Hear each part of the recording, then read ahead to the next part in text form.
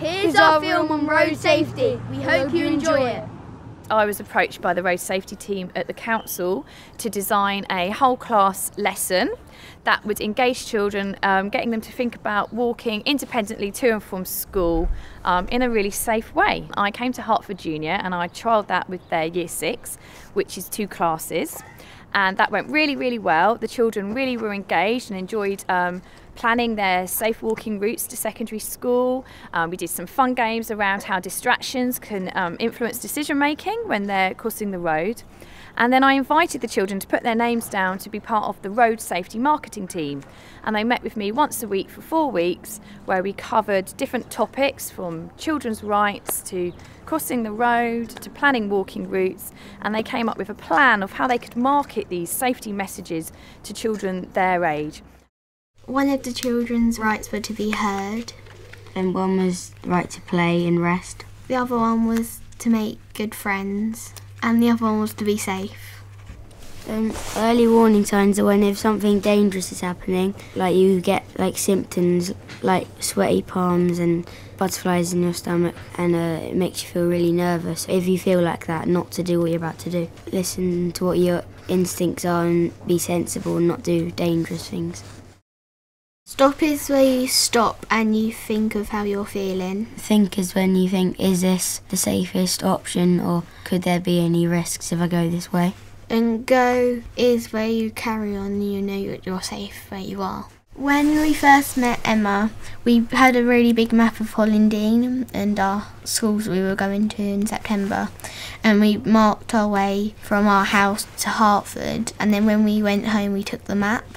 And then we asked our mum and dad about what way we should go when we go to secondary school. We had to make sure that when we drew the line from our house to secondary school that it was all going the ways that it was busy and the most sensible routes to take. Plan your route before you go. You don't know where you're going, so it's easier to plan ahead in case you get lost. Secondary schools near us have very busy roads next to them, so learning about how to cross safely would help you when going up to secondary school.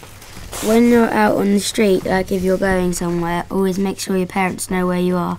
Sometimes they can worry about you and then start to panic. You have to listen to your family, even if it's not what you would like. If anything does happen to you, you could at least tell them where you were going so they would know and what time you have to be back by. Safe places to cross are usually zebra crossings, pelican crossings and toucan crossings. And puffin crossings. When you're out on the street, there'll be lots of signs to help you. Signs in a circle, like telling you to do something or not to do something, and signs in a red triangle is warning you about stuff. Places with lots of people that are lit up are much safer than dark places that aren't busy, because then you can talk to someone if there's a problem, and also people can see you if you're in trouble. Always go down lit places and don't go down dark alleyways, because they're usually dangerous when you're on your own. We also looked at what could be distracted by roads, and we came up with hoodies up, sunglasses, mobile phones and headphones. If sunglasses, you wouldn't be able to see properly by the road. Same with the hoodies. With mobile phones, you could, say, be texting and just walk into the road without knowing there's cars. The same with headphones, you wouldn't be able to hear if cars were coming.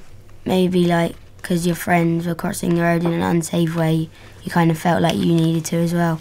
Sometimes I used to cross when the cars are on a red light, but now I've stopped that. I always wait.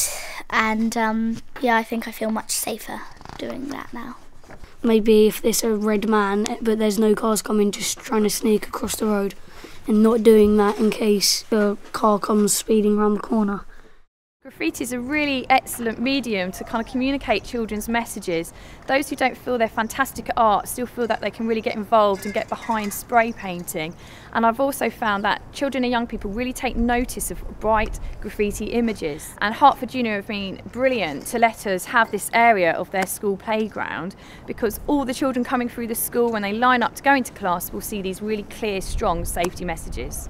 What up, man, bro? I don't know where to go. I forgot to tell my mom, so now I'm feeling dumb. There's a dark alleyway, should've go the way, or should I take the safe way home? Yo, it's bully in the park, scary like a shark. See car's going fast, don't let me get past. A man in a car, near me, not far. Ooh! I took the lighter path, now I'm in a bath and safe at home. Yo, yo, yo! I took that choice, now let's rejoice. Yo!